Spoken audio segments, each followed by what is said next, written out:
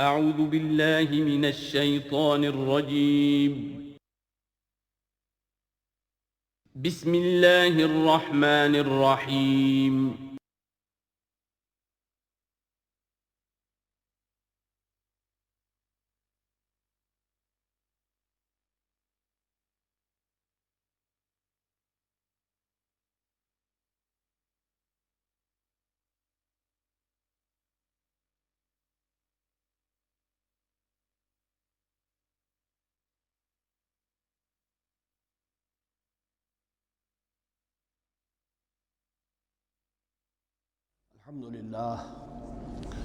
الحمد للہ وکفا والصلاة والسلام علی عبادہ الذین اصطفیٰ اما بعد فاعوذ باللہ من الشیطان الرجیم بسم اللہ الرحمن الرحیم وَإِذْ قَالَ رَبُّكَ لِلْمَلَائِكَةِ إِنِّي جَاعِلٌ فِي الْأَرْضِ خَلِيفَةً قالوا وتجعل فيها من يفسد فيها ويسفك الدماء ونحن نسبح بحمدك ونقدس لك قال إني أعلم ما لا تعلمون صدق الله العظيم رب اشرح لي صدري ويسر لي أمري واحلل عقدة من لساني يفقهوا قولي۔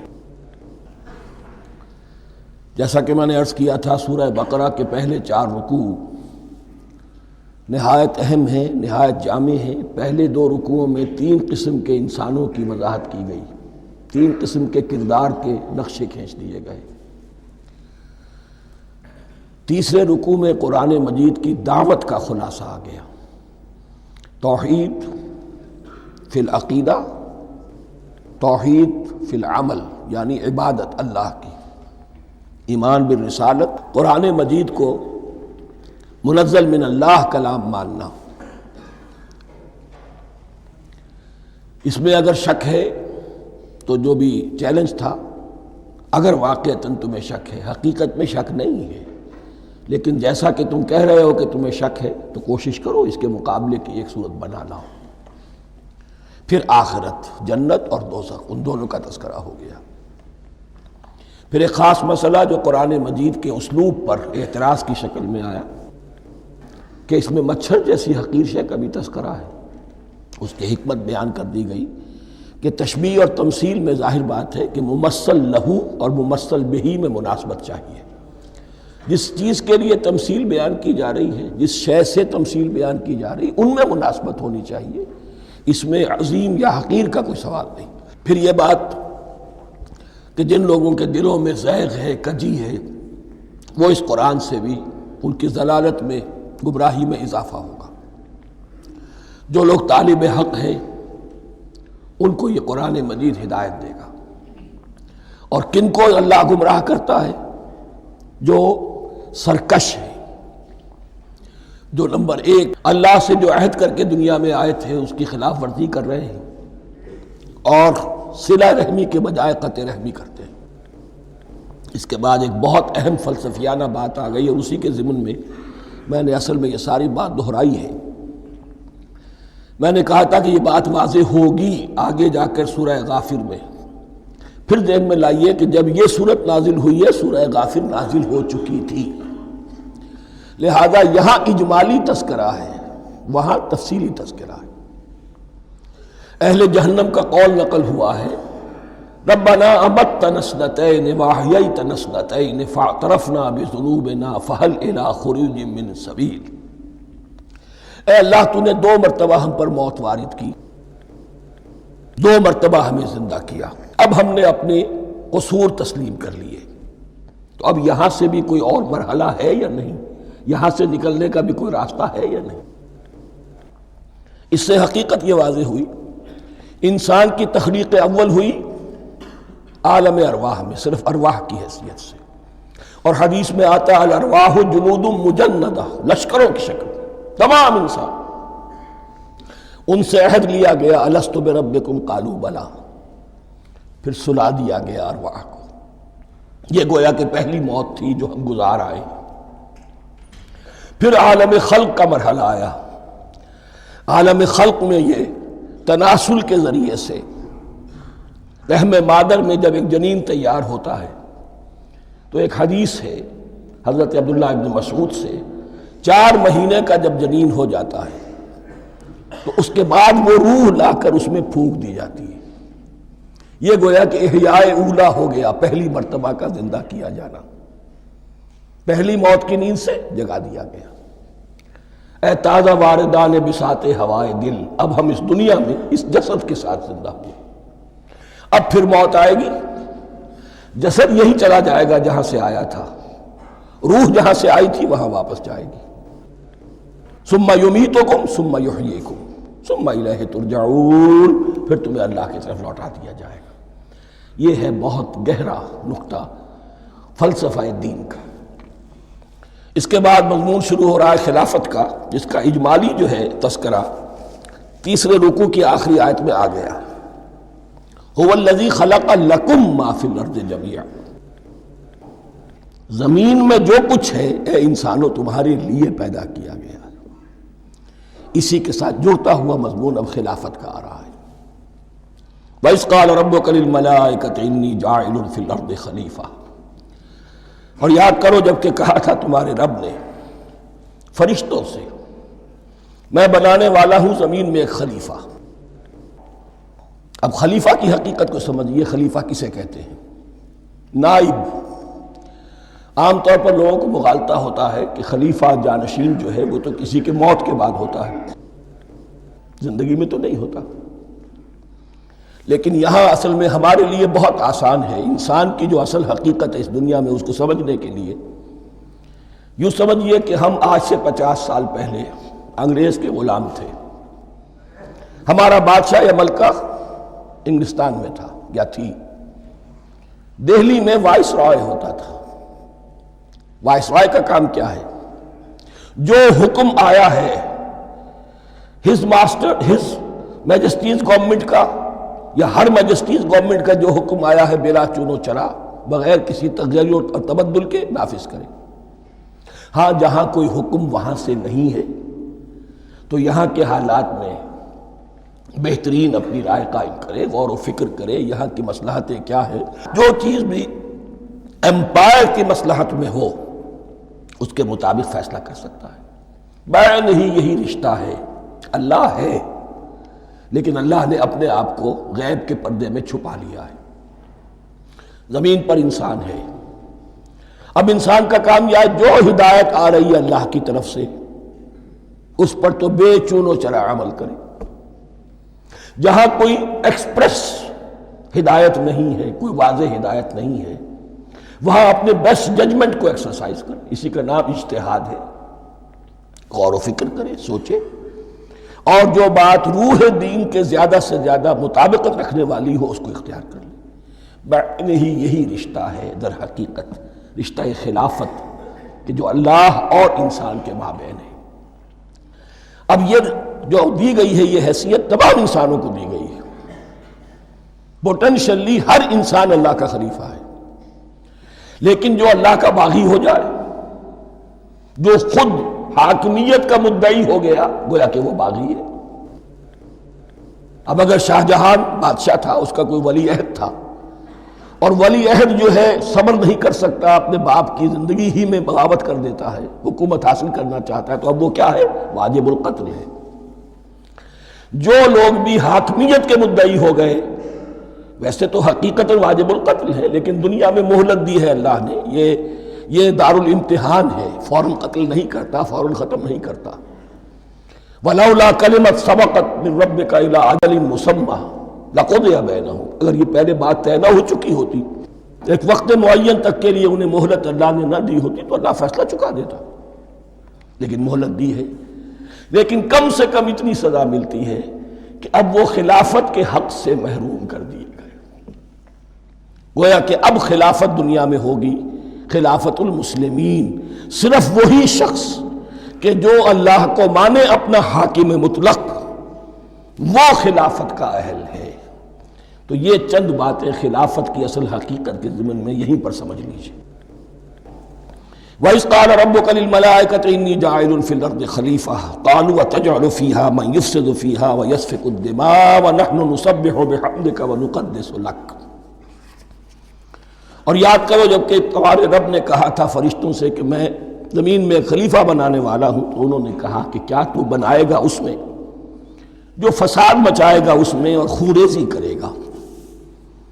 وَنَحْنُ نُسَبِّحُ بِحَمْدِكَ وَنُقَدِّسُ لَكَ، ہم آپ کی تسبیح اور تحمید اور آپ کی تقدیس میں لگے ہوئے ہیں۔ قَالَ إِنِّي أَعْلَمُ مَا لَا تَعْلَمُونَ، فرمایا میں جانتا ہوں جو تم نہیں جانتے۔ اب یہاں سوال پیدا ہوتا ہے کہ فرشتوں کو یہ گمان کیسے ہوا، یا یہ خیال کیسے ہوا؟ دو رائے ہیں اس میں۔ ایک تو یہ کہ انسان کی تخلیق سے پہلے اس دنیا میں جنات تھے، اور انہیں بھی کچھ اللہ نے تھوڑا سا اختیار دیا تھا، اور انہوں نے یہاں فساد مچایا۔ انہی پر قیاس کرتے ہوئے فرشتوں نے سمجھا کہ انسان بھی پھر زمین میں فساد مچائے گا، خوریزی کرے گا۔ ایک دوسری اصولی بات یہ کہی گئی ہے کہ خلافت کا لفظ جب استعمال ہوا تو اس کے معنی ہے کہ کوئی نہ کوئی اختیار بھی ملے گا۔ جنات کے بارے میں خلافت کا لفظ کہیں نہیں آیا، انسان کے بارے میں آ رہا ہے۔ خلیفہ بالکل بے اختیار نہیں ہوتا، جیسا کہ میں نے عرض کیا، جہاں واضح حکم ہے تو اس کی تو تنفیذ، یہاں نہیں ہے وہاں اپنی رائے سے جتنا بھی بہتر سے بہتر سوچ سکتا ہو انسان رائے قائم کرے۔ یہ اختیار جو ہے، ظاہر بات ہے جہاں اختیار ہوگا صحیح استعمال ہونے کا بھی امکان ہے، غلط استعمال ہونے کا بھی امکان ہے۔ اختیار تو بلکہ یہ کہ آپ کا پولیٹیکل سائنس کا تو ایکزیم یہ ہے، authority turns to corrupt and absolute authority corrupts absolutely۔ تو ٹینڈنسی کرپشن کی ہوتی ہے اختیار کے اندر۔ اس بنا پر انہوں نے قیاس کیا کہ اس میں فساد ہوگا، خوریزی ہوگی۔ اللہ تعالیٰ نے فرمایا اپنی حکمتوں سے میں خود واقف ہوں، میں کیوں بنا رہا ہوں یہ میں جانتا ہوں، تم نہیں جانتے۔ وَعَلَّمَ آدَمَ الْأَسْمَاءَ كُلَّهَا، اور اللہ نے سکھا دیے آدم کو تمام کے تمام نام۔ اب اس میں بھی ایک رائے تو یہ ہے، بلکہ اس میں تقریباً اجماع ہے مفسرین کا، کہ اس سے مراد ہے تمام اشیاء کے نام، اور تمام اشیاء کے نام سے مراد ہے ان کی حقیقت کا علم۔ ہیومن نالج جو ہے، اگر آپ اس کا تجزیہ کریں گے تو وہ یہی ہے کہ انسان ایک چیز کو پہچانتا ہے، پھر اس کے لیے ایک نام رکھتا ہے یا کوئی ٹرم اس کے لیے قائم کرتا ہے۔ اس نام یا ٹرم اور اس کے حوالے سے، اصطلاح کے حوالے سے بہت سے حقائق کو اپنے ذہن کے اندر محفوظ کرتا ہے۔ تو گویا کہ ان علمہ آدم الاسماء کلہا، تمام نام سکھا دیے کل مادی کائنات کے اندر جو کچھ وجود میں آنے والا تھا، ان سب کی حقیقت سے پوٹینشلی حضرت آدم کو آگاہ کر دیا۔ یہ پوٹینشل علم ہے، ہیومن نالج، جو ایکوائرڈ نالج ہے، جو انسان کو سم اور بصر اور اپنے اس دماغ کے کمپیوٹر کے ذریعے سے حاصل ہوتا ہے۔ ایک ہے ریویلڈ نالج جو اللہ وحی کے ذریعے سے بھیجتا ہے، ایک ہے ایکوائرڈ نالج، انسان خود علم حاصل کرتا ہے۔ اس نے آنکھوں سے دیکھا، کان سے سنا، نتیجہ نکالا، اور اس کمپیوٹر نے اس کو پروسیس کیا، اس نتیجے کو کہیں میموری کے اندر سٹور کر لیا۔ یہ کمپیوٹر ہے بہت بڑا۔ پھر کچھ اور دیکھا، کچھ اور سنا، کچھ چھو کر معلوم ہوا، کچھ چکھ کر معلوم ہوا، کچھ سونگھ کر معلوم ہوا، کوئی اور نتیجہ نکلا، اسے وہ پاس میموری کے ساتھ اس کو ٹیلی کیا اور نتیجہ نکالا۔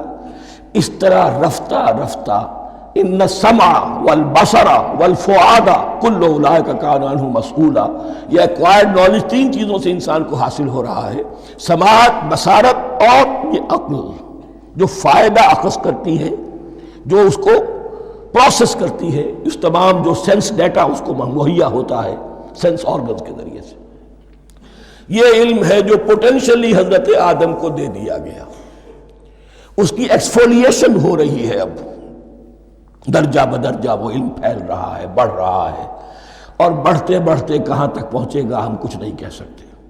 کہاں سے کہاں پہنچ گیا انسان۔ اس نصف صدی کے اندر علم انسانی میں جو ایکسپلوژن ہوا ہے، میں اور آپ اس کا تصور تک نہیں کر سکتے۔ اکثر بڑے بڑے جو سائنسدان ہیں انہیں تصور نہیں ہے، اس لیے کہ ایک شخص اپنی لائن فزکس کے بارے میں جانتا ہے کیا کچھ ہو گیا، یا فزکس کی بھی کسی شاخ کے بارے میں جانتا ہے، باقی دوسری جو لائن ہے اسے کچھ پتہ نہیں۔ اسپیشلائزیشن کا دور ہے، لہذا جو ایکسپلوژن کہا جائے، دھماکہ ہوا ہے علم کا، اس کا کوئی اندازہ نہیں ہے ہمارے۔ اور کس تیزی کے ساتھ وہ چیز آگے بڑھ رہی ہے، کس تیزی کے ساتھ ایک چیز آج جو ایجاد ہوئی چند دنوں کے اندر اندر اس کے بعد اس کا نیا کوئی ورشن آ جاتا ہے اور یہ چیز جو ہے آبسولیٹ ہو جاتی ہے۔ کمیونیکیشن کے اندر جو انقلاب عظیم برپا ہوا ہے، تو آپ یہ سمجھیے کہ اقبال نے جو شعر کبھی کہا تھا کہ عروج آدم خاکی سے انجم سہمے جاتے ہیں کہ یہ ٹوٹا ہوا تارا مہ کامل نہ بن جائے۔ اور یہ مہ کامل بنے گا کب؟ جب دجال کی شکل اختیار کرے گا۔ دجال کون ہوگا؟ جو ان تمام قواعد طبیعہ کے اوپر قابو پا لے گا، جب چاہے گا جہاں چاہے گا بارش برسائے گا، رزق کے تمام خزانے اپنے ہاتھ میں لے لے گا، جو اس کے اوپر ایمان لائے گا اسی کو ملے گا، کسی اور کو نہیں ملے گا، اس کی آواز پوری دنیا میں سنائی دے گی، وہ چند دنوں کے اندر پوری دنیا کا چکر لگا لے گا۔ یہ ساری چیزیں جو حدیث میں دجال کے بارے میں آئی ہیں وہ اسی علم آدم ایکوائرڈ نالج کے اس حد کو پہنچ جانا کہ وہ ٹوٹل مسٹریز نیچر کی جو ہے وہ اس پر منکشف ہو جائے اور ان قواعد طبیعہ کو وہ ہارنس کر لے، قابو میں لے آئے اور انہیں استعمال کرے۔ کبھی جب ہمارے کسی بہت 200-300ویں کوئی پیڑھی میں کوئی ہمارے جد امجد ہوں گے جنہوں نے کوئی چٹان دیکھی کہ گری، پتھر پر پتھر ٹکرایا تو آگ اس میں سے شعلہ نکلا، اس کا یہ مشاہدہ کافی ہو گیا آگ پیدا کرنے کے لیے۔ پتھروں کو ٹکراؤ آگ پیدا کر لو۔ یہ اس دور کی سب سے بڑی ایجاد تھی، آگ، انرجی۔ اب وہ انرجی کہاں سے کہاں پہنچی؟ وہ آگ نے بھاپ کی شکل اختیار کی، پھر ہم نے بجلی ایجاد کی، اور کب کیا ہے ایٹمک انرجی ہے اور نہ معلوم کیا کیا ہے، واللہ اعلم۔ ان تمام چیزوں کا تعلق ہے خلافت ارضی کے ساتھ۔ لہذا فرشتوں کو جو بتایا گیا وہ یہ ہے کہ آدم کو علم بھی دیا جا رہا ہے، صرف اختیار ہی نہیں دیا جا رہا، علم دیا جا رہا ہے۔ وَعَلَّمَ آدَمَ الْأَسْمَاءَ كُلَّهَا ثُمَّ عَرَضَهُمْ عَلَى الْمَلَائِكَةِ، پھر ان تمام اشیاء کو پیش کیا فرشتوں کے سامنے۔ فَقَالَ أَنبِئُونِي بِأَسْمَاءِ هَؤُلَاءِ، اور فرمایا کہ مجھے بتاؤ ان چیزوں کے نام، ان کنتم صادقین، اگر تم سچے ہو۔ قالوا سبحانک لا علم لنا الا ما علمتنا، انہوں نے کہا پروردگار تو پاک ہے ہر نقص سے، ہر عیب سے، ہر ضعف سے، ہر احتیاج سے، مبرہ ہے، منزہ ہے، اعلیٰ ہے، عرفہ ہے۔ لا علم لنا الا ما علمتنا، ہمیں کوئی علم حاصل نہیں سوائے اس کے جو تو نے ہمیں سکھا دیا ہے۔ اس کی تعبیر یہی بہتر معلوم ہوتی ہے کہ ملائکہ کی حیثیت در حقیقت اس کائناتی جو حکومت ہے اللہ کی، آفاقی حکومت، اس کے کارندوں کی ہے، یا اس کے سول سرونٹس ہیں، تو ہر ایک کو صرف اس کے شعبے کے متعلق علم دیا گیا ہے، علم جامع نہیں ہے، تمام چیزوں کا علم یہ معلوم کرنے کی استعداد ان کے پاس نہیں ہے۔ کوئی فرشتہ فرض کیجئے بارش کے اوپر مامور ہے، کوئی پہاڑوں پر مامور ہے، جس کا ذکر سیرت میں آتا ہے کہ جب طائف میں حضور پر پتھراؤ ہوا ہے تو اس کے بعد ایک فرشتہ حاضر ہوا ہے کہ میں ملک الجبال ہوں، اللہ نے مجھے پہاڑوں پر مامور کیا ہوا ہے، آپ اگر فرمائیں تو جن لوگوں نے آپ کو ستایا ہے، یہ جو طائف جن دو پہاڑوں کے درمیان یہ وادی ہے، ان کو آپس میں ٹکرا دو کہ یہ پس کر اور سرما بن جائے۔ آپ نے فرمایا نہیں، کیا عجب، اللہ تعالیٰ ان کی اگلی نسلوں کو ہدایت دے دے۔ تو فرشتے ہیں، کوئی پہاڑوں پر مامور ہے، کوئی کسی خدمت پر مامور ہے، ان کو علم دیا گیا ہے صرف انہی کی اپنی جو بھی فرائض منصبی ہیں ان کے شعبے سے متعلق، کل نہیں۔ جامعیت جو ہے علم کی وہ ہے کہ جو حضرت آدم علیہ السلام کو پوٹینشلی دے دی گئی اور جو اب بڑھتے بڑھتے ایک بہت تراور درخت بن چکا۔ سبحانک لا علم لنا الا ما علمتنا انک انت العلیم الحکیم، یقیناً آپ ہی کی ذات ہے جو کل کے کل علم کی حامل ہے اور جس کے اوپر حکمت بھی، جس کی حکمت بھی کامل ہے، باقی تو ہر مخلوق میں سے ہر ایک کا علم ناقص رہے گا۔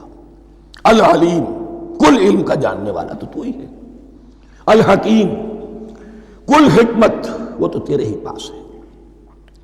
قال یا آدم انبئہم باسمائہم، اللہ نے فرمایا کہ آدم ان کو بتاؤ ان کے نام۔ فلما انباہم باسمائہم، تو جب انہوں نے بتا دیے ان کو فرشتوں کو ان کے نام. قال الم اقل لکم انی اعلم غیب السماوات والارض. تو اللہ نے فرمایا کہ میں نے کہا نہیں تھا کہ میں جانتا ہوں آسمانوں اور زمین کی تمام غائب چیزوں کو جو تمہاری نگاہوں سے بھی اوجھل ہے. غیب میں ہر شے کا جاننے والا ہوں. وَأَعْلَمُ مَا تُبْدُونَ وَمَا كُنْتُمْ تَكْتُمُونَ. اور میں جانتا ہوں جو کچھ تم ظاہر کر رہے تھے اور جو کچھ تم چھپا رہے تھے. چھپانے میں محسوس ہوتا ہے کہ ان کی خواہش یہ تھی کہ خلافت ہمیں ملے. ہم خدام ادب ہیں، ہر وقت تسبیح و تحمید اور تقدیس میں مصروف ہیں، جو حکم ملتا ہے بجا لاتے ہیں. تو یہ خلافت کسی اور مخلوق کو کیوں ملے؟ یہاں صرف یہ اور بتا دوں کہ یہ چونکہ اب ایک تیسری مخلوق کا ذکر بھی بعد میں آئے گا. 3 صاحب تشخص مخلوقات ہیں اللہ کی. صاحب تشخص، صاحب شعور، جن میں میں کا شعور ہے. انا، میں. ایک ملائکہ ہے، ان کی تخلیق نور سے ہوئی ہے. ایک انسان ہے جن کی تخلیق گارے سے ہوئی ہے. ایک جنات ہیں جن کی تخلیق آگ سے ہوئی ہے. باقی حیوانات ہیں، ان میں شعور تو ہے، خود شعوری نہیں ہے.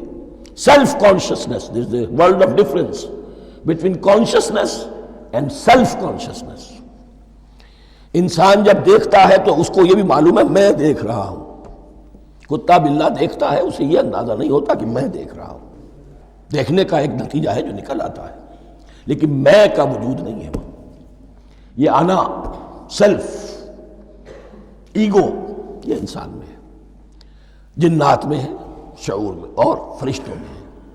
ایک نوری مخلوق، ایک ناری مخلوق، ایک زمین کے اس کرسٹ میں یہ جو مٹی اور گارے، مٹی اور پانی کا جو ملغوبہ ہے گارے کی شکل میں، اس سے بنا ہے. قال یا آدم انبئهم باسمائهم فلما انباهم باسمائهم قال الم اقل لكم انی اعلم غیب السماوات والارض واعلم ما تبدون وما كنتم تكتمون واذ قلنا للملائکة اسجدوا لآدم فسجدوا الا ابلیس. اور یاد کرو جب کہ ہم نے کہا فرشتوں سے سجدہ کرو سب کے سب آدم کو، جھک جاؤ آدم کے سامنے.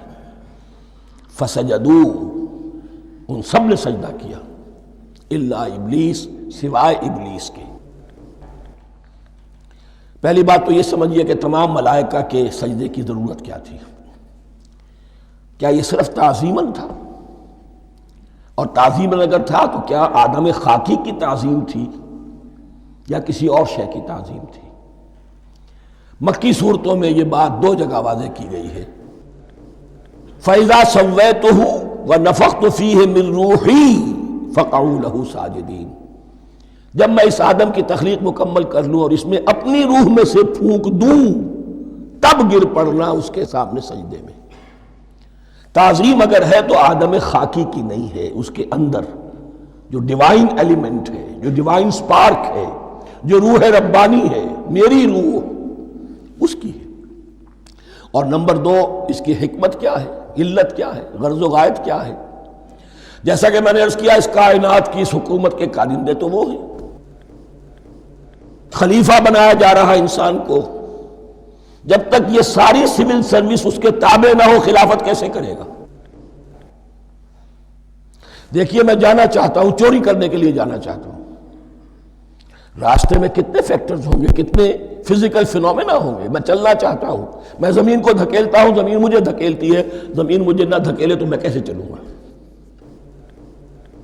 یہ پوری کائنات جو ہے، یہ جب ہم کوئی ارادہ کرتے ہیں اور کوئی فعل کرتے ہیں تو اس فعل کے پورے ہونے میں، اس کے ظہور میں نہ معلوم کون کون سے ایلیمنٹس ہیں، کون کون سی فورسز آف دی نیچر ہیں جو ہمارے ساتھ موافقت کرتی ہے تو ہم وہ کام کر سکتے ہیں. اور ان سب پر فرشتے مامور ہیں، ہر ایک کی اپنی ڈومین ہے. اگر وہ تابع نہ ہوں تو خلافت کی کوئی معنی نہیں. خلافت دی گئی ہے، یہ ادھر جانا چاہتا ہے جانے دو، یہ نماز کے لیے مسجد میں جانا چاہتا ہے جانے دو، یہ چوری کے لیے نکلا ہے نکلنے دو.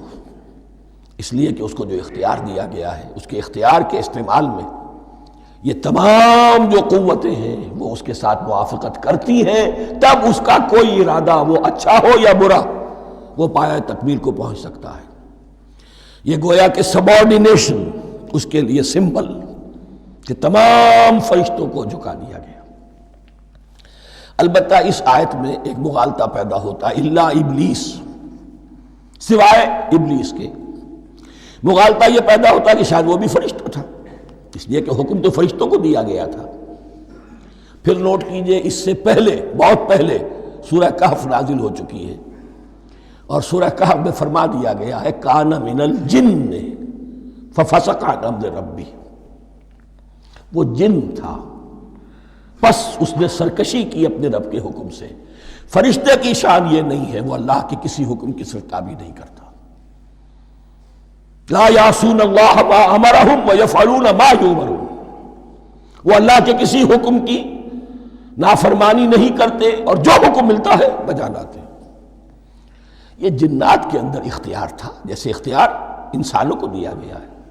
جنات میں نیک بھی ہیں، بد بھی ہیں، اعلیٰ بھی ہیں، ادنا بھی ہیں، جیسے انسانوں میں۔ لیکن یہ عزازیل جو جن تھا، علم اور عبادت دونوں کے اعتبار سے بہت بلند ہو گیا تھا، اور یہ فرشتوں کا یوں سمجھیے کہ ہم نشین، فرشتوں کے ساتھ اس طور سے شامل، جیسے بہت سے انسان بھی اگر اپنی بندگی میں، زہد میں، عبادت میں، نیکی میں ترقی کریں تو ان کا ملائے اعلیٰ کے ساتھ، عالم ارواح کے ساتھ، عالم ملائکہ کے ساتھ ایک رابطہ قائم ہوتا ہے۔ اسی طریقے سے وہ جو عزازیل تھا، جن ہونے کے باوجود اپنی نیکی، عبادت، پارسائی اور اپنے علم میں فرشتوں سے بہت آگے تھا، اس لیے معلم الملکوت کی شکل اختیار کر چکا تھا۔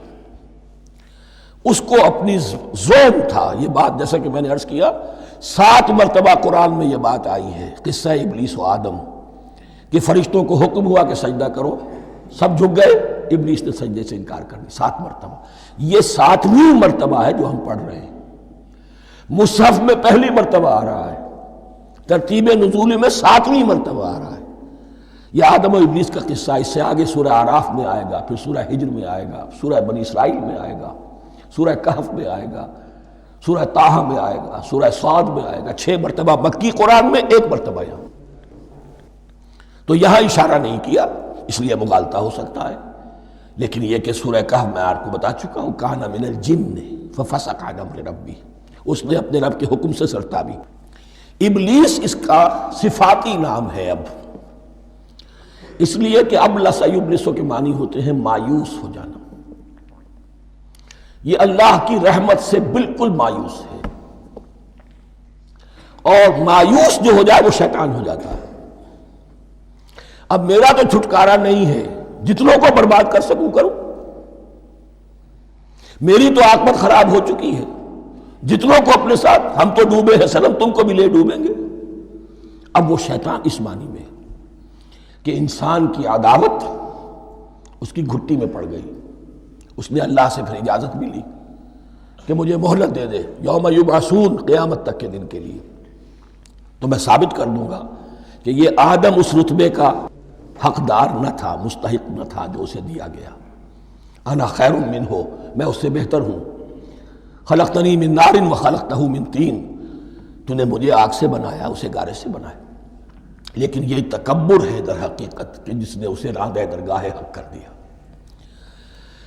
وَإِذْ قُلْنَا لِلْمَلَائِكَةِ اسْجُدُوا لِآدَمَ فَسَجَدُوا إِلَّا إِبْلِيسَ أَبَىٰ وَاسْتَكْبَرَ، ابا اس نے انکار کیا، واستکبر اور تکبر کیا، استکبار کیا، وَكَانَ مِنَ الْكَافِرِينَ۔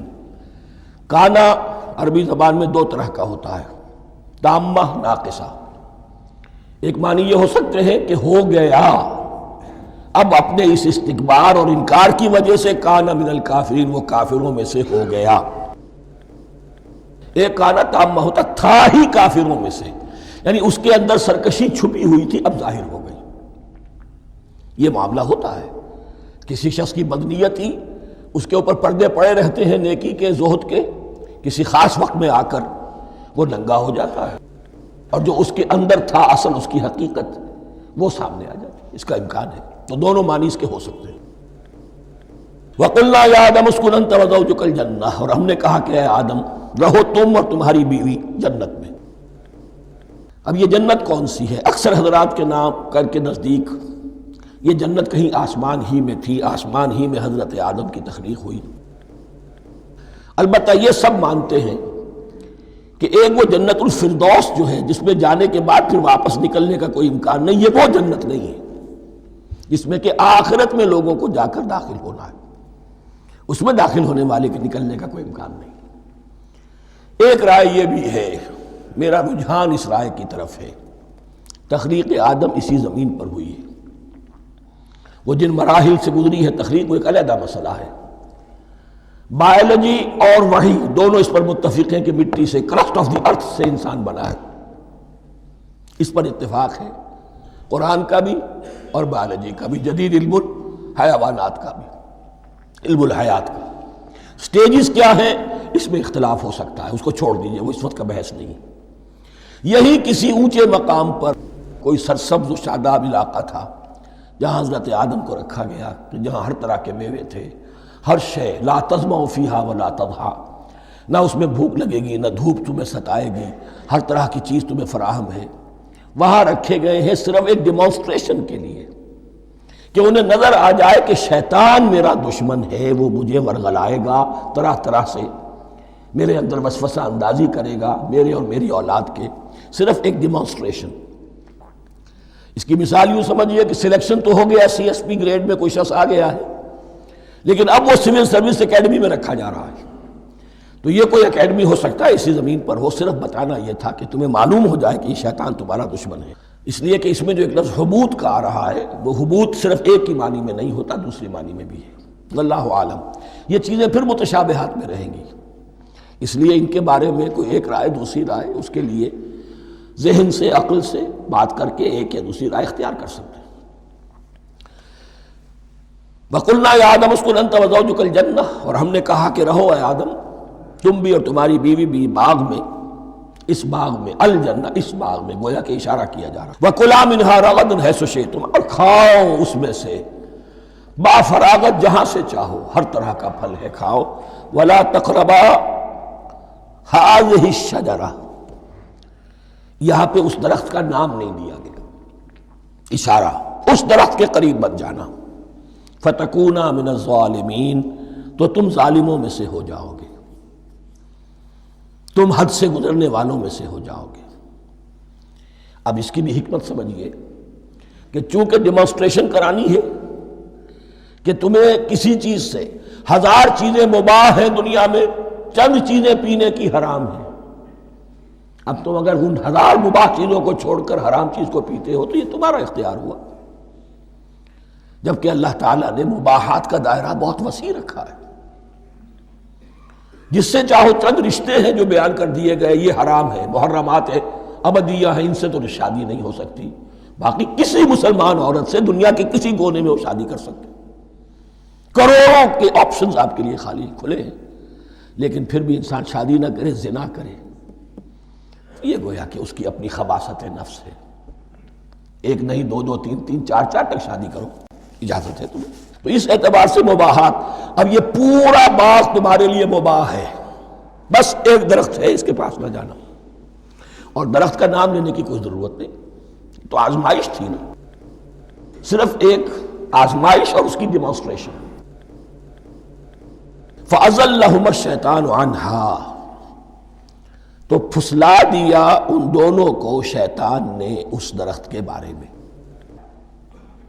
اب وہ کس کس طریقے سے پھسلایا، یہ بھی جیسا کہ میں نے عرض کیا 6 مرتبہ چونکہ یہ قصہ آ چکا ہے، اس کی آپ کو سورہ طٰہٰ میں تفصیل ملے گی، کس کس طریقے سے پھسلایا اور اس بات کے لیے تیار کیا۔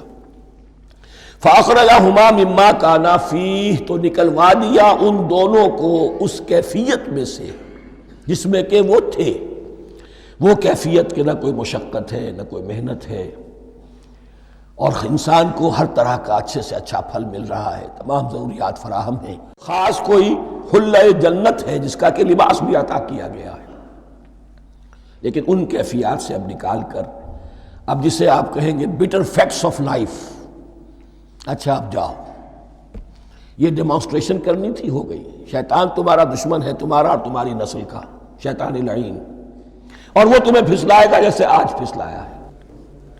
تم آگاہ رہنا اس کی شرارتوں سے۔ ان الشیطان لکم عدو فاتخذوہ عدوا، یہ شیطان تمہارا دشمن ہے، اسے اپنا دشمن ہی سمجھو۔ لیکن یہ ہے کہ اگر کچھ لوگ اسے دوست بنا لیں، اس کے ایجنٹ بن جائیں، اس کے کارندے بن جائیں، یہ ان کا چوائس ہے جس کی سزا انہیں ملے گی۔ فَأَخْرَجَهُمَا مِمَّا كَانَا فِيهِ وَقُلْنَا اهْبِطُوا بَعْضُكُمْ لِبَعْضٍ عَدُوٌّ، اور ہم نے کہا اترو، تم سب ایک دوسرے کے دشمن ہوگے۔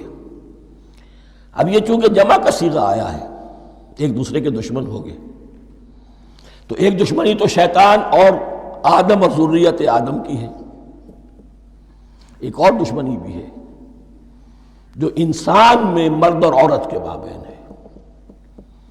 عورت بھی پھسلاتی ہے، غلط راستے پر ڈالتی ہے، مرد عورتوں کو گمراہ کرتے ہیں، عورتیں مردوں کو گمراہ کرتی ہیں۔ قرآن مجید میں کہا گیا یا ایھا الذین آمنوا ان من ازواجکم واولادکم عدوا لکم فاحذروہم، اہل ایمان چوکنے رہو، چوکس رہو، تمہاری بیویوں اور اولاد میں سے تمہارے دشمن ہیں، بچ کر رہو، کیپ الرٹ، کہیں ان کی محبت تمہیں راہ حق سے منحرف نہ کر دے۔ تم ایک اچھا کام کرنا چاہتے ہو، بیوی رکاوٹ بن گئی، بیوی کو اچھا کام کرنا چاہتی، شوہر رکاوٹ بن گیا، تو یہ محبت نہیں ہے، یہ عداوت ہے۔ اس حوالے سے بعضکم لبعض عدو وَلَكُمْ فِي الْأَرْضِ مُسْتَقَرٌّ وَمَتَاعٌ إِلَىٰ حِينٍ، اور تمہارے لیے اب زمین میں مستقر ہے، جائے قیام ہے اور متاع ہے، ضرورت کی چیزیں ہیں ہم نے فراہم کر دی ہیں، اِلَىٰ حِين، لیکن ایک وقت معین تک کے لیے، یہ ابدی نہیں ہے، ایک وقت آئے گا یہ بساط ہم لپیٹ دیں گے۔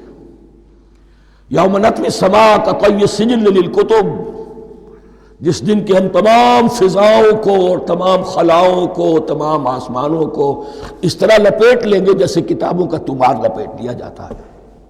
ایک وقت آئے گا، یہ تخلیق الی اجل مسمى ہے، الی حین ہے۔ فتلقى آدم من ربہ کلمات فتاب علیہ، تو سیکھ لیے، حاصل کر لیے آدم نے اپنے رب سے کچھ کلمات، تو اللہ نے ان کی توبہ قبول کر لی۔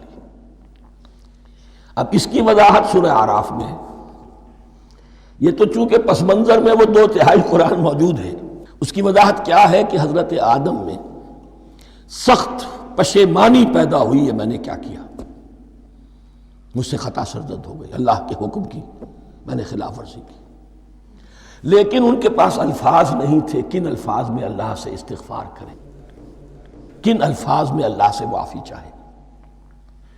اللہ کی رحمت یہ ہوئی کہ اللہ نے الفاظ انہیں خود تلقین فرما دی۔ یہ اللہ کی شان رحیمی ہے۔ اصل شے جو ہے وہ انسان کے اندر گناہ پر ندامت کا پیدا ہو جانا ہے، یہ اصل توبہ ہے۔ علامہ اقبال نے جو بڑی اپنی آغاز عنفوان شباب میں جو اشعار کہے تھے، ان میں سے ایک شعر کو سن کر پھڑک اٹھے تھے اس وقت کے اساتذہ بھی۔ موتی سمجھ کے شان کریمی نے چن لیے، قطرے جو تھے میرے عرق انفعال کے، انفعال کہتے ہیں شرمندگی کو، شرمندگی سے میری پیشانی پر جو پسینے کے قطرے نمودار ہو گئے، میرے پروردگار کو وہ اتنے عزیز ہوئے، اس نے انہیں موتی کی طرح چن لیا۔ موتی سمجھ کے شان کریمی نے چن لیے، قطرے جو تھے میرے عرق انفعال کے، تو فتلقى آدم من ربہ کلمات، ان پر پچھتاوا ہوا، ندامت ہوئی، اللہ نے انہیں الفاظ، وہ الفاظ کیا تھے وہ سورہ اعراف میں ہیں، ربنا ظلمنا انفسنا وان لم تغفر لنا وترحمنا لنکونن من الخاسرین، اے اللہ ہم نے اپنی جانوں پر ظلم کیا ہے، اور اگر تو نے ہمیں بخش نہ دیا اور رحم نہ فرمایا تو ہم تو خسارہ والوں میں ہو جائیں گے، تباہ ہو جائیں گے، برباد ہو جائیں گے۔ یہی پر فوری تقابل موجود ہے۔ غلطی ابلیس سے بھی ہوئی، حکم سے سرتابی ہوئی، لیکن اس پر ندامت نہیں ہوئی، تکبر کی بنا پر اور اکڑ گیا، انا خیر منہ۔ غلطی آدم سے بھی ہوئی، نافرمانی ہوئی، لیکن اس پر پشیمان ہوئے اور توبہ کی۔ وہ شیطنت ہے، یہ آدمیت ہے، ورنہ کوئی انسان گناہ سے اور معصیت سے مبرہ نہیں ہے۔ حضور کی ایک حدیث ہے، کل بنی آدم کلکم خطاؤون، کل بنی آدم خطاؤون وخیر الخطائین التوابون۔ آدم کے تمام اولاد، تمام انسان خطا کار ہیں، ان خطا کاروں میں بہتر وہ ہیں، اچھے وہ ہیں جو توبہ کرتے ہیں۔ تو یہاں حضرت آدم سے غلطی ہوئی، انہوں نے توبہ کی، پشیمانی ہوئی، ندامت ہوئی، اس نے کی اور اس پر جم گیا، اصرار کیا۔ فتلقى آدم من ربه کلمات فتاب علیہ انہ هو التواب الرحیم۔ یقیناً وہی تو ہے بہت توبہ کو قبول فرمانے والا اور بہت رحم فرمانے والا۔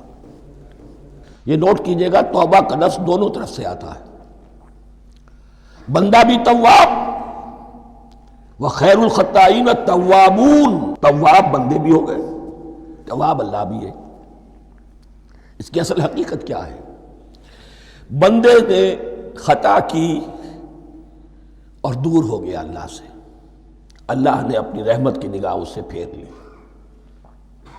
بندے نے توبہ کی، اللہ پھر اپنی رحمت کے ساتھ اس کی طرف متوجہ ہو گیا۔ توبہ کے معنی پلٹنا۔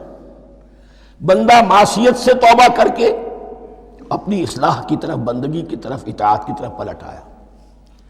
اللہ نے جو اپنی نظر رحمت پھیر لی تھی، اللہ نے پھر وہی اپنی شان غفاری اور رحیمی کے ساتھ بندے کی طرف توجہ فرما لی، جس کے لیے حدیث میں الفاظ آتے ہیں، تم اگر میری طرف بالشت بھراؤ گے میں ہاتھ بھراؤں گا، تم اگر چل کر آؤ گے میں دوڑ کر آؤں گا،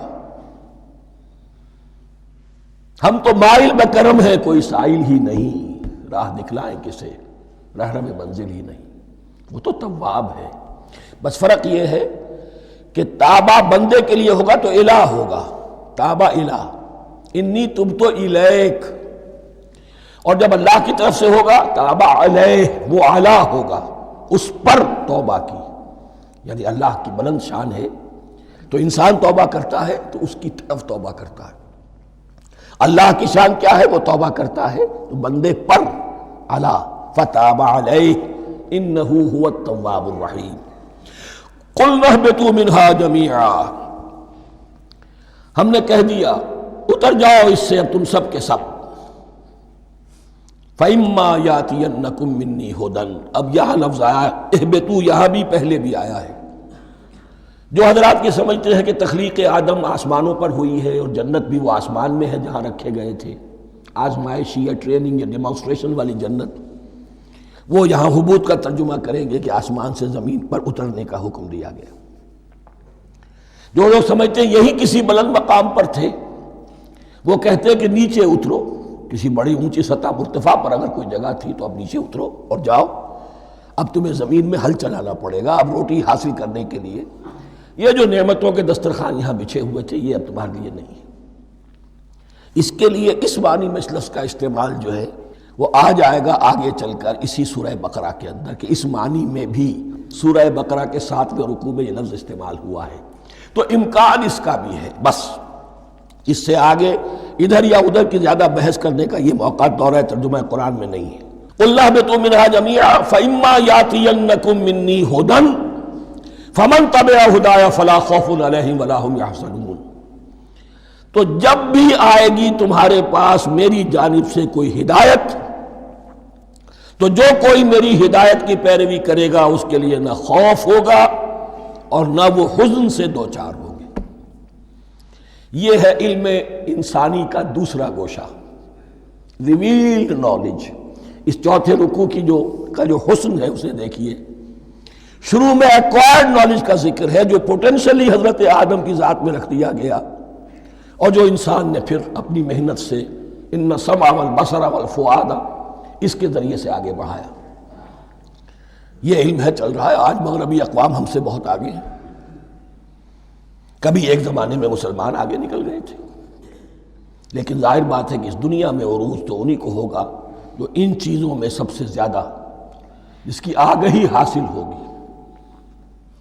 البتہ ایک علم وہ ہے جو آسمان سے نازل ہوتا ہے، یہ گیون ہے، ریویلڈ نالج ہے، یہ وحی ہے۔ فَإِمَّا يَأْتِيَنَّكُم مِّنِّي هُدًى، تمہارے مقام خلافت کا تقاضا یہ ہے جو احکام ہمارے آئے، جو ہدایات ہم بھیجیں، ان کو تو پوری طریقے سے اس کی پیروی کرو۔ فَمَن تَبِعَ ہدایہ، تو جو کوئی بھی میری ہدایت کی پیروی کرے گا، فَلَا خَوْفٌ عَلَيْهِمْ وَلَا هُمْ يَحْزَنُونَ وَالَّذِينَ كَفَرُوا، اور جو ناشکری کریں گے، کفر کریں گے، انکار کریں گے، وَكَذَّبُوا بِآيَاتِنَا، اور ہماری آیات کو جھٹلائیں گے، فَأُولَٰئِكَ أَصْحَابُ النَّارِ هُمْ فِيهَا خَالِدُونَ، تو وہ جہنمی ہوں گے، آگ والے ہوں گے، اس میں ہمیشہ ہمیشہ رہیں گے۔ یہ ہے گویا کہ چارٹر، اس نوع انسانی کو جو ابدی چارٹر اللہ نے دیا ہے، جبکہ زمین کا چارج دے دیا گیا خلیفہ کی حیثیت سے۔ یہاں یہ 4 رکوع جو ہے سورہ بقرہ کے، جو میں نے عرض کیا تھا، قرآن کی دعوت، قرآن کا بنیادی فلسفہ، اس پر یہ جام ہے، اور یہ مکی صورتوں کے مضامین کا خلاصہ۔ اب یہاں سے شروع ہو رہا ہے 5ویں رکوع سے، مسلسل 10 رکوع، مسلسل خطاب ہے بنی اسرائیل سے۔ البتہ ان میں ایک تقسیم ہے، پہلے رکوع میں دعوت ہے۔ دعوت جب ہوتی ہے تو آمادہ کرنا، تشویق، ترغیب، دل جوئی، نرمی، یہ دعوت کے اجزاء لا ينفک ہیں، اس کے بغیر دعوت مؤثر نہیں ہوتی۔ لہذا ان 7 آیات میں یہ یوں سمجھیے کہ ان 10 رکوعوں کے لیے یہ بمنزلہ فاتحہ ہے، جیسے سورہ فاتحہ 7 آیتوں کی، ایسے ہی اس دعوت سابقہ امت مسلمہ کو دعوت دی جا رہی ہے۔ تو کس طرح دی جا رہی ہے؟ یہ کون تھے؟ یہ بھی مسلمان ہی تو تھے نا، کافر تو ہو گئے حضور کا انکار کر کے، ورنہ وہ موسیٰ کے ماننے والے، شریعت ان کے پاس، بڑے بڑے علماء ان میں، علم کا چرچا ان میں، سب کچھ تھا، ان کو دعوت دی جا رہی ہے۔ لیکن میں اس لیے آپ کو چاہتا ہوں، اس کو توجہ دلا رہا ہوں، آج اگر مسلمانوں میں جو غافل ہو گئے، اپنی حقیقت کو بھول گئے، اپنے فرض منصبی سے غافل ہو گئے، دنیا کے اور قوموں کی طرح کی ایک قوم بن کر رہ گئے، اگر کوئی ایک داعی گروہ کھڑا ہو، کوئی جماعت، کوئی فرد، اور اس سے جماعت بنے، تو ظاہر بات ہے سب سے پہلے اسے اسی امت کو دعوت دینی ہوگی، اس لیے کہ دنیا تو اسلام کو پہچانے گی اس امت کے حوالے سے۔ فزیشن ہیل تھائی سیلف، پہلے یہ تو ٹھیک ہو، یہ کہیں پر صحیح اسلام کا نمونہ پیش کرے تو دنیا کو دعوت دے سکو گے، آؤ دیکھو یہ ہے اسلام۔ اس لیے ان کو جو دعوت دینے کا اسلوب ہونا چاہیے وہ عکس ہوگا اس اسلوب کا جو ان 7 آیات میں ہمارے سامنے آ رہا ہے۔ یا بنی اسرائیل اذکروا نعمتی التی انعمت علیکم، اے بنی اسرائیل، اسرائیل کو سمجھ لیجئے یہ مرکب لفظ ہے، اسر اسی سے اسیر بنا ہے، اسیر جو کسی کا قیدی ہوتا ہے، ایل عبرانی میں اللہ کے لیے ہے، اور اسرائیل کا ترجمہ ہے عبداللہ، اللہ کا غلام، اللہ کے ساتھ بندھا ہوا اس کی اطاعت کے قلاتے کے اندر۔ تو یہ اسرائیل یہ لقب ہے حضرت یعقوب علیہ السلام کا، ان کے 12 بیٹے تھے، 12 بیٹوں سے جو نسل چلی وہ بنی اسرائیل ہے، انہی میں حضرت موسیٰ کی بعثت ہوئی اور تورات انہیں دی گئی، پھر یہ ایک بہت بڑی امت بنے۔ ان پر 4 ادوار آ چکے تھے قرآن مجید کے نزول کے وقت، 2 مرتبہ اللہ کی رحمت کی بارشیں ہوئیں، انہیں عروج نصیب ہوا، 2 مرتبہ ان کو دنیا پرستی، شہوت پرستی، اللہ کے احکام کو پس و پیش ڈال دینے کی سزا میں عذاب کے کوڑے ان پر برسے۔ اس کا ذکر آئے گا سورہ بنی اسرائیل کے پہلے رکوع میں۔ اس وقت جب کہ قرآن نازل ہو رہا ہے، اس وقت وہ اپنے اس زوال کے دور میں تھے۔ حال یہ تھا کہ حضور صلی اللہ علیہ وسلم کی بعثت سے پہلے ہی 2nd ٹیمپل بھی شہید کیا جا چکا تھا، گرایا جا چکا تھا۔ حضرت سلیمان نے جو بنایا تھا ہیکل سلیمانی، جس کو یہ فرسٹ ٹیمپل کہتے ہیں، اسے نیبوکدنضر نے گرا دیا تھا حضرت مسیح سے بھی کئی 100 سال پہلے۔ لیکن اس کے بعد پھر یہ رومنز نے سن 70 عیسوی میں حضور کی ولادت سے 500 برس پہلے ان کا یہ یروشلم تباہ و برباد ہوا، اس میں لوگوں کو قتل کیا گیا، قتل عام ہوا، اور سیکنڈ ٹیمپل جو ہے وہ بھی گرا دیا گیا، جو اب تک گرا پڑا ہوا ہے۔ صرف ایک ویلنگ وال ہے جس کے پاس جا کر یہودی جو ہے ماتم کر لیتے ہیں، روتے ہیں، اور اب وہ بنانے پر تلے ہوئے ہیں اپنا تھرڈ ٹیمپل، اس کے نقشے بن چکے ہیں، بلو پرنٹ بن چکے ہیں۔ لیکن بہرحال جس وقت قرآن نازل ہو رہا تھا یہ بہت ہی پستی میں تھے۔ اس کے بارے میں فرمایا، اے بنی اسرائیل ذرا یاد کرو میرے اس انعام کو جو تم پر ہوا۔ وہ انعام کیا ہے؟ میں نے تمہیں اپنی کتاب دی، نبوت سے سرفراز فرمایا، اپنی شریعت تمہیں عطا فرمائی، تمہیں تمہارے اندر داؤد اور سلیمان جیسے بادشاہ اٹھائے جو بادشاہ بھی تھے، نبی بھی تھے۔ وَأَوْفُوا بِعَهْدِي، اور میرے وعدے کو پورا کرو تاکہ میں بھی اپنے وعدے کو پورا کروں۔ یہ وعدہ ہے جو کتاب استثناء جو ہے اولڈ ٹیسٹمنٹ کی، ڈیوٹرانومی، اس کے 18ویں باب کی آیت نمبر 18 اور 19 میں ہے۔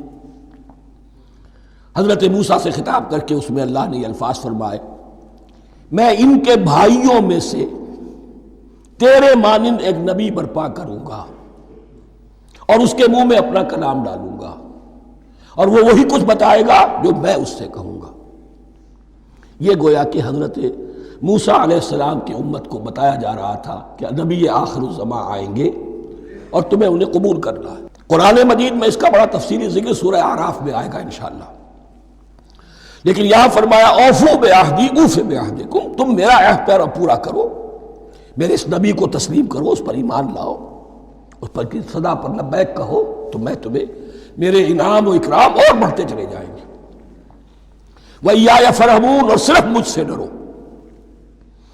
وَآمِنُوا بِمَا أَنزَلْتُ مُصَدِّقًا لِمَا مَعَكُمْ، اور ایمان لاؤ اس پر جو میں نے نازل کیا ہے، جو تمہارے پاس جو تورات ہے اس کی تصدیق کرتے ہوئے آیا ہے۔